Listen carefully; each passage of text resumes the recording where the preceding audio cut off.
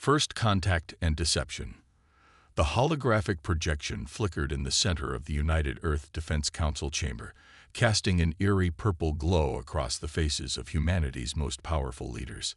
Fleet Admiral Maya Rodriguez studied the alien vessel displayed before them, a massive construct of crystalline materials and dark metal that had appeared at the edge of the Kuiper Belt just hours ago. The Nexian Empire claims dominion over 12,000 star systems, General Zhang announced, his voice steady despite the gravity of the situation. Their message was clear: Earth can either join their empire as a protectorate state or face immediate annexation. Admiral Rodriguez allowed herself a small smile, one that didn't reach her eyes. After 15 years of commanding humanity's most closely guarded secret, the moment she had both anticipated and dreaded had finally arrived. And what do our visitors know about Earth's current technological capabilities? Only what we've allowed them to see, Dr. Sarah Chen replied, the quantum physicist's fingers dancing across her datapad. As far as they're concerned, we're a primitive civilization that's barely achieved conventional spaceflight.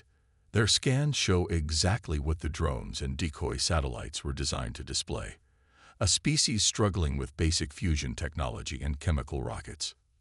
The truth, of course, was far different. Deep beneath the ice of Antarctica, hidden in the heart of the Mariana Trench, and concealed within hollowed-out mountains across every continent, lay humanity's real technological achievement, the Lazarus Project.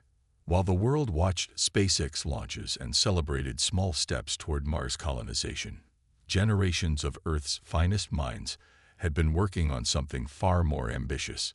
Display Omega Protocol authorization, Rodriguez commanded. The hologram shifted, showing massive underground hangars housing sleek vessels that put the Nexian ships to shame. 20 years ago, Dr. Chen's team made a breakthrough that changed everything: the discovery of quantum slipstream technology. Instead of brute forcing our way through spacetime, we learned to slide between its layers. The council chamber erupted in controlled chaos as classified footage began plenting. Vessels emerging from quantum slip space fields, weapons that could disrupt the fabric of reality itself, defensive systems that made conventional attacks meaningless.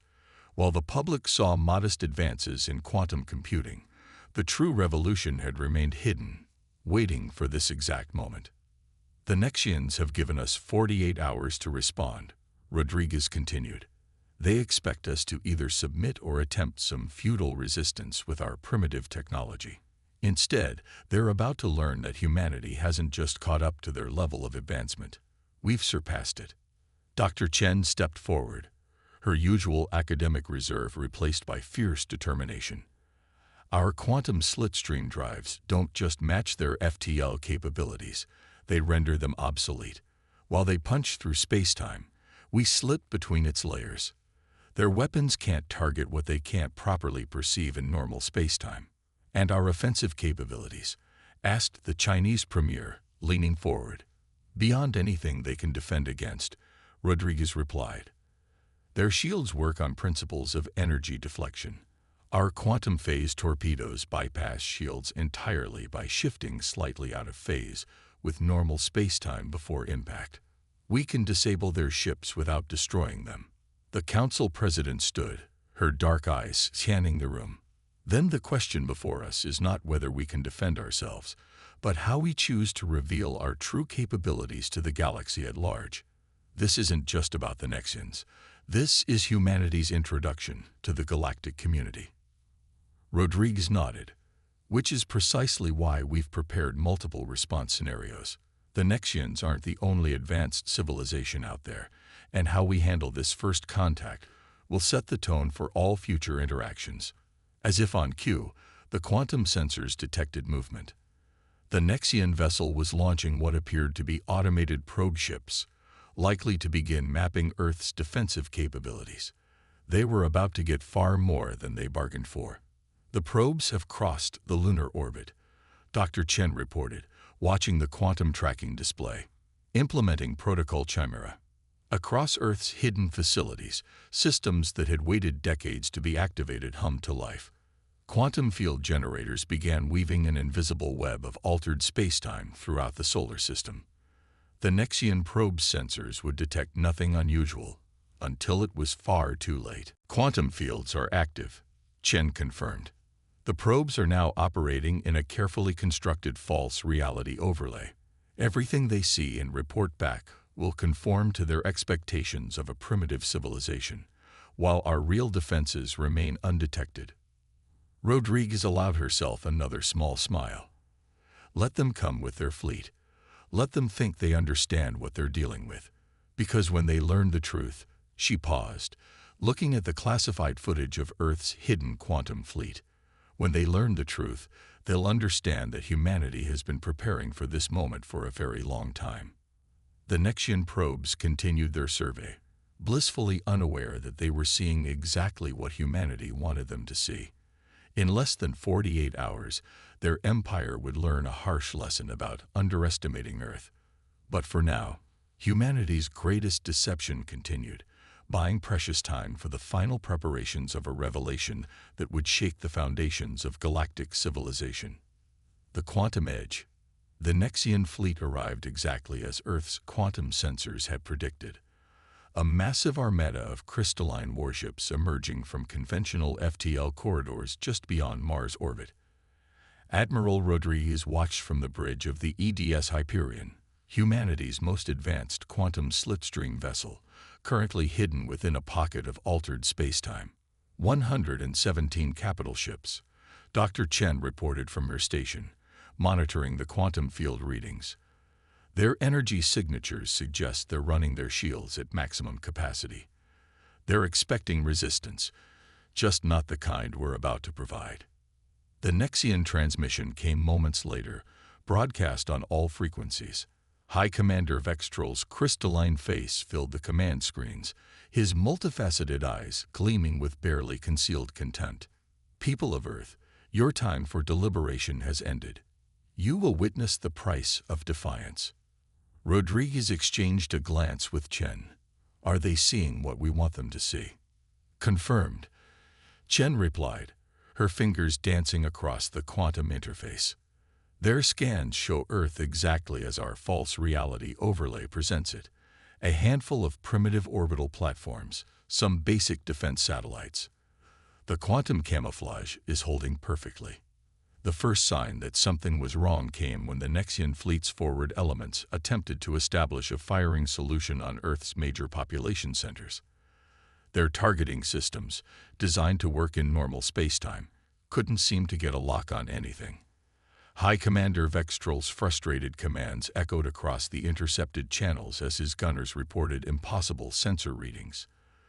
They're about to launch their automated combat drones, Chen observed.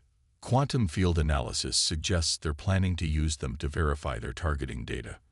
Rodriguez nodded, a predatory smile crossing her face. Time to show them why that's a mistake. Initiate protocol revelation. All ships prepare to emerge. Across the solar system, humanity's hidden fleet began shifting from their quantum slip state into normal spacetime. The Hyperion led the way, materializing directly in the midst of the Nexian drone formation. To the alien sensors, it would have appeared as if reality itself was tearing open, disgorging vessels that shouldn't exist. By the eternal crystal, Vextrol's shocked voice carried across all channels. What manner of deception is this? This is Admiral Maya Rodriguez of the Earth Defense Force, she transmitted, her voice calm but carrying an edge of steel. What you're witnessing is humanity's true technological capability. Those primitive scans you've been relying on. Nothing but a carefully constructed illusion. The Hyperion's quantum sensors detected power spikes across the Nexian fleet as they brought their weapons online. Rodriguez had expected this. Pride and fear were a dangerous combination, especially for an empire that had grown accustomed to technological superiority. All ships, execute maneuver Phantom, Rodriguez commanded. The human fleet responded instantly, their quantum slipstream drives allowing them to shift partially out of normal spacetime. The Nexian's first volley of energy weapons passed harmlessly through the spaces where the Earth ships appeared to be, while actually occupying a slightly different layer of reality. Their shield configurations are adapting, Chen reported, studying the quantum readings. They're attempting to match our phase variance. Let them try, Rodriguez replied. Deploy quantum phase torpedoes, minimal yield. Disable their primary power distribution nodes, but avoid casualties. We're making a point, not starting a war. The torpedoes launched, their quantum fields allowing them to simply bypass the Nexian's most sophisticated defenses. Precisely targeted explosions rippled across the alien fleet, leaving their ships intact but powerless. High Commander Vextrol watched in horror as his mighty armada was systematically neutralized by weapons that defied his understanding of physics. Impossible, he breathed, his crystalline features distorting with shock. Our intelligence suggested, your species couldn't. Your intelligence was exactly what we wanted it to be. Rodriguez cut him off. While your empire was busy conquering less advanced civilizations, humanity took a different approach. We hid our true capabilities, developed technologies that operate on principles your scientists haven't even theorized yet, and prepared for this exact moment. The quantum sensors detected additional FTL signatures approaching, Nexian reinforcements responding to emergency broadcasts. Rodriguez smiled. Let them come. Each demonstration of Earth's superiority would only reinforce the message they needed to send to the galaxy at large. Dr. Chen, she called out, begin transmitting the technical package we prepared. Let's show our friends exactly how outmatched they really are. Chen initiated the transmission. Carefully selected data about Earth's quantum slipstream technology, just enough to prove that humanity's capabilities weren't a trick or a fluke, but the result of decades of scientific advancement that had evolved along a completely different path than the rest of galactic civilization. High Commander, Rodriguez addressed the stunned Nexian leader. You came here expecting to find an easy conquest. Instead, you've discovered that humanity hasn't just matched your civilization's achievements. We've moved beyond them. The question now is, what are you going to do with that information? The command bridge fell silent as they waited for Vextrol's response. This moment would determine whether humanity's introduction to galactic society would end in peaceful cooperation or continued conflict. Either way, there would be no more hiding, no more deception. The galaxy was about to learn that humanity had changed the rules of the game entirely. Empire's Gambit. The great halls of the Nexian Imperial Palace crystallized with tension as High Commander Vextrol's report echoed through the chamber.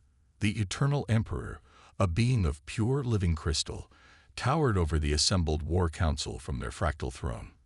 You mean to tell me, the Emperor's voice resonated through the crystalline architecture, that a species we dismissed as primitive not only possesses technology beyond our understanding, but has managed to conceal this fact for decades. Meanwhile, aboard the EDS Hyperion, Admiral Rodriguez was facing a different kind of crisis. The quantum sensors had detected something troubling. Massive energy signatures gathering at the edges of the solar system, but with patterns unlike anything they'd seen from Nexian technology. They're not alone, Dr. Chen announced, her eyes fixed on the quantum readings. The energy signatures, they're consistent with at least 3 other spacefaring civilizations. The Nexians have called in their allies. Rodriguez studied the tactical display, watching as new fleets emerged from FTL. They're not ready to accept that we've surpassed them technologically. They think they can overwhelm us with sheer numbers. She turned to her command staff. Begin preparations for Protocol Omega. If they want to see the full extent of our capabilities, we'll oblige them. Back in the Nexian Imperial Palace, a new figure stepped forward. Supreme Architect Kavol, the Empire's leading scientist. My Emperor, I believe I understand how the humans have achieved this. Their quantum technology doesn't just manipulate space-time. It operates on principles that suggest they've discovered the theoretical 11th dimension our research only recently predicted. The Emperor's crystalline form pulsed with interest. Can we replicate it? Not quickly, Kavol admitted. Their approach to physics is fundamentally different from ours. They didn't follow the expected technological progression. While we mastered crystal-based quantum computing, they somehow learned to manipulate the fabric of reality itself. In Earth orbit, the combined fleet of 4 alien civilizations began taking position. Besides the Nexian crystal ships, there were the organic vessels of the Zarkeli Collective, the energy-based constructs of the Meridian Conclave, and the metallic hive ships of the Tauri Dominion.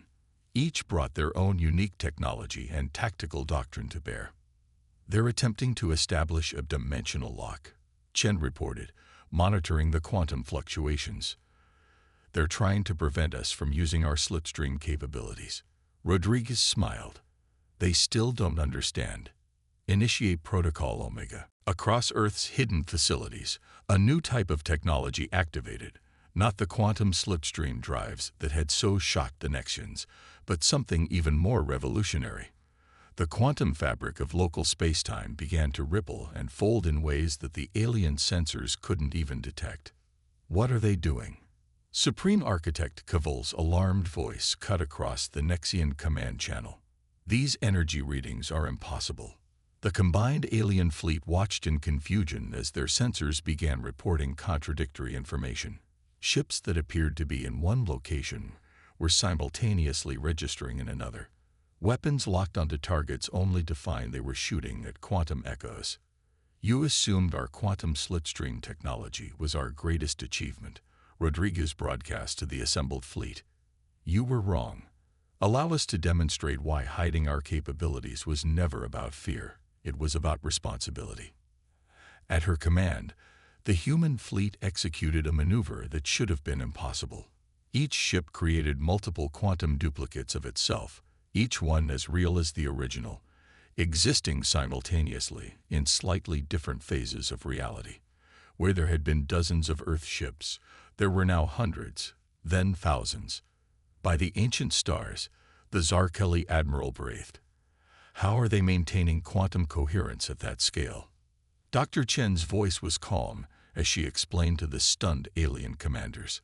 What you're witnessing is the practical application of unified field theory. We didn't just develop better engines or weapons. We learned to treat reality itself as a medium that can be read, written, and rewritten. In the Imperial Palace, the Emperor made a decision that would reshape galactic politics forever. Open a direct channel to Earth's leaders, not through military channels, a direct diplomatic line. The quantum duplicates of Earth's fleet continued their impossible dance through spacetime, demonstrating capabilities that the combined alien fleets couldn't even begin to counter. But Rodriguez knew this was just the beginning. The real challenge wouldn't be proving humanity's technological superiority. It would be convincing the galaxy that they could be trusted with such power. Admiral, Chen called out, her voice urgent. I'm detecting quantum fluctuations I've never seen before. The Nexians, they're attempting something desperate. Rodriguez watched as the crystal ships began to pulse with a strange new energy. The Eternal Emperor had authorized the use of experimental technology, a last-ditch attempt to match Earth's capabilities. But tampering with quantum fields without fully understanding the principles involved was dangerous beyond measure. They're going to tear a hole in spacetime, Chen warned. Their attempt to replicate our technology. It's destabilizing the quantum fabric of reality itself. Rodriguez faced a choice that would define humanity's place in the galaxy. They could either watch as the Nexians' desperate gambit destroyed their fleet, or they could prove that Earth's advanced technology wasn't just about power. It was about responsibility and wisdom. All ships, execute Emergency Protocol Sigma, she commanded. We're going to save them from themselves and show the galaxy exactly what kind of civilization humanity truly is. The Great Revelation. Spacetime itself writhed and buckled around the Nexian fleet as their desperate attempt to replicate Earth's quantum technology spiraled out of control. The crystalline ships pulsed with unstable energy, creating cascading rifts in reality that threatened to tear the fabric of the universe. Multiple quantum singularities forming, Dr. Chen reported, her hands flying across the control interface. The Nexian's experimental technology is creating feedback loops in the quantum field. If we don't act quickly, the damage will be catastrophic and irreversible. Admiral Rodriguez surveyed the tactical display, watching as the other alien fleets began retreating from the expanding zone of quantum instability. The Zarkuli organic ships were already showing signs of structural damage from the reality distortions, while the Meridian Conclave's energy constructs flickered unstably. "Deploy the quantum stabilization network," Rodriguez commanded. "Full power to the reality anchors. We're not just going to contain this, we're going to show them how to fix it." The EDS Hyperion led the human fleet in a precise formation around the affected space. Each ship extended quantum fields that began to counter the chaotic energy being released by the Nexian vessels. But this wasn't just damage control. It was a demonstration of mastery over the fundamental forces of reality itself. "Attention all Nexian vessels," Rodriguez broadcast. "What you're experiencing is a quantum cascade failure. Your attempt to replicate our technology without understanding the underlying principles has created a rupture in spacetime. But we can help you stabilize it if you follow our instructions exactly." In the Imperial Palace, the Eternal Emperor watched through quantum-linked sensors as humanity moved to save their fleet from destruction. Supreme Architect Cavil's crystalline form trembled as he analyzed the data streaming in. "They're not just containing the quantum instability," Cavil reported in awe. "They're teaching us the basic principles of true quantum manipulation in real time. The mathematical elegance of their solution, it's beyond anything in our theories." Through precise manipulation of quantum fields, the human fleet began guiding the Nexian ships through a careful shutdown sequence. Each step was accompanied by detailed technical data, showing not just what to do, but why it worked. It was a masterclass in advanced physics, freely given to save lives. "The quantum cascade is beginning to stabilize," Chen announced, monitoring the field readings. "But there's something else." The quantum disturbance revealed something that was hidden from all of us. The sensors detected a massive quantum signature at the edge of the solar system, a structure that existed partially out of phase with normal spacetime. As the reality distortions cleared, its true nature became apparent to both human and alien observers. "It's a gateway," Chen breathed, studying the readings. "An ancient quantum gateway, far more sophisticated than anything we've developed. It's been here all along, watching, waiting." The structure began to pulse with energy, its quantum signature shifting in ways that even Earth's advanced sensors struggle to analyze. A transmission emanated from it, broadcasting simultaneously to all ships in the system. "Children of the young worlds," a voice resonated through quantum space itself. "You have passed the test. We are the precursors, and we have waited eons for a species to demonstrate both the technological achievement and wisdom necessary to join us." Rodriguez exchanged glances with Chen as the implications became clear. Humanity's decision to help the Nexians rather than let them destroy themselves hadn't just been about saving lives. It had been the final test in a grand experiment orchestrated by an ancient civilization. "The quantum technology you discovered," the voice continued, "was a seed we planted in the underlying fabric of reality. Many species have found it, but only humanity developed it with the wisdom to understand that true advancement comes not from power alone, but from the responsibility to use it wisely." In the Imperial Palace, the Eternal Emperor rose from their fractal throne. The presence of the precursors changed everything. All the old rivalries and power structures of known space suddenly seemed petty in comparison to the possibilities this revelation offered. "Admiral Rodriguez," the Emperor's voice carried across the quantum channels, "it seems we have all been part of something far greater than our individual ambitions. Perhaps it is time to discuss how we might face this new future together." Rodriguez smiled, but her expression was thoughtful. The revelation of the precursors and their gateway promised access to technologies and knowledge beyond imagination. But it also brought new responsibilities and challenges that would test not just humanity's technological capabilities, but their wisdom and character as well. "Dr. Chen," she called out, "prepare a general broadcast to Earth. The time for secrecy is over. Our civilization needs to understand not just what we've achieved, but what it means for our future." She paused, watching as the quantum gateway pulsed with possibility. The real test isn't whether we can match the precursor's technology. It's whether we're ready for the responsibility that comes with it. The combined fleets hung in space, their weapons powered down, their sensors focused on the ancient structure that promised to change everything. The age of isolation and competition was ending. The real question was, what would take its place in this new era of revelation and possibility? Dawn of a new era.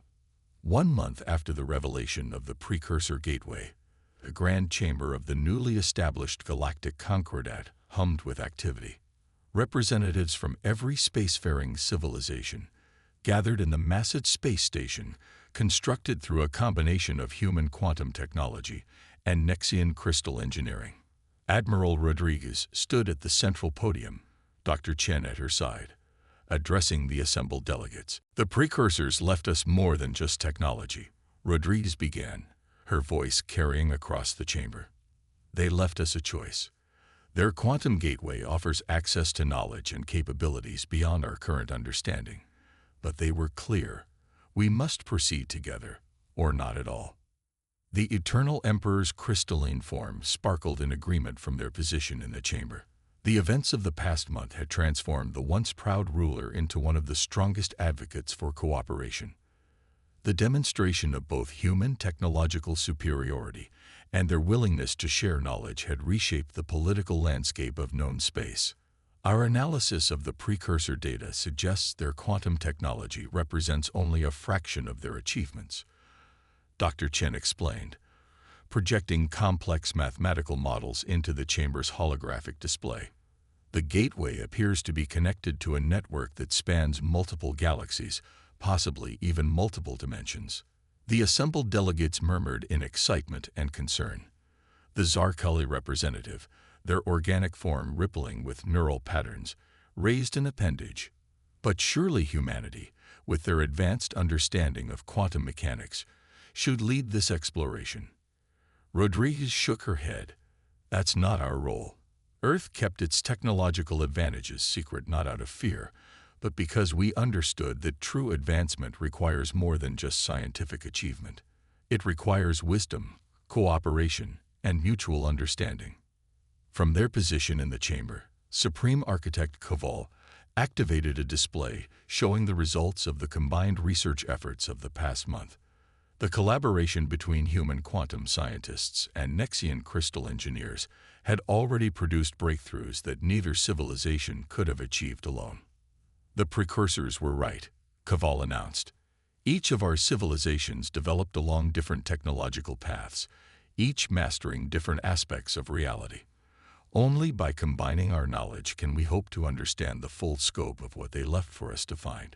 The Meridian Conclave's energy-based representative pulsed with agreement. "Our initial scans of the gateway suggest it operates on principles that incorporate aspects of all our technologies: human quantum manipulation, Nexian crystal matrices, Zarkeli organic computing, and our own energy state physics." Dr. Chen stepped forward, bringing up new data on the main display, which is exactly what the precursors intended. They didn't want to find a single civilization advanced enough to use their technology. They wanted to find civilizations wise enough to work together, to combine their knowledge and perspectives. The quantum gateway hung in space beyond the station, its ancient structure pulsing with possibilities. Early experiments had confirmed it could transport ships vast distances instantly, but its true capabilities remained a mystery. Every attempt to fully activate it had made it clear that it required the combined technological approaches of multiple civilizations. "We propose the formation of a joint exploration initiative," Rodriguez announced, "not under human leadership, not under Nexian authority, but as equals, each civilization contributing their unique insights and capabilities to unlock the gateway's secrets safely and responsibly." The Tauri Dominion's representative, their metallic form gleaming, interfaced directly with the chamber systems. "Our hive mind has analyzed all possible outcomes. Cooperation provides the highest probability of success and survival. We support this proposal. One by one, the representatives of each civilization indicated their agreement. The ancient rivalries and power struggles that had defined galactic politics for centuries were giving way to something new, a recognition that the greatest achievements lay not in domination, but in collaboration. There will be challenges ahead, Rodriguez acknowledged. We have much to learn from each other, and centuries of mistrust to overcome. But the precursors showed us something important. The true measure of advancement isn't in our technology, but in how we choose to use it. Dr. Chen's quantum sensors detected a subtle change in the gateway's energy patterns. It's responding, she announced, studying the readings. The gateway is reacting to our consensus. It's opening. The assembled delegates watched in awe as the ancient structure began to activate, its quantum fields resonating with the combined technological signatures of all present civilizations. The precursor's final test wasn't just about finding a civilization advanced enough to understand their technology. It was about finding civilizations mature enough to share it. The dawn of a new era begins not with conquest or competition, Rodriguez declared, watching as the gateway's quantum aperture stabilized, but with cooperation and shared wisdom. The precursors left us the keys to the universe itself. Now it's up to us to prove we're worthy of their trust. As the gateway's portal shimmed with possibility, the assembled representatives of galaxy's most advanced civilizations prepared to take their first steps into a future that none of them could have achieved alone. The age of isolation was over. The age of unity had begun. In Earth orbit, the combined fleet of all civilizations assembled in formation, ready to make the first journey through the activated gateway. Human quantum ships flew alongside Nexian crystal vessels, Zarkeli organic cruisers, Meridian energy constructs, and Tauri high ships, a visual representation of the new order they had created together. The future that awaited them beyond the gateway would bring challenges and discoveries beyond imagination. But they would face them not as rivals or enemies, but as partners in the greatest adventure in the history of all their civilizations.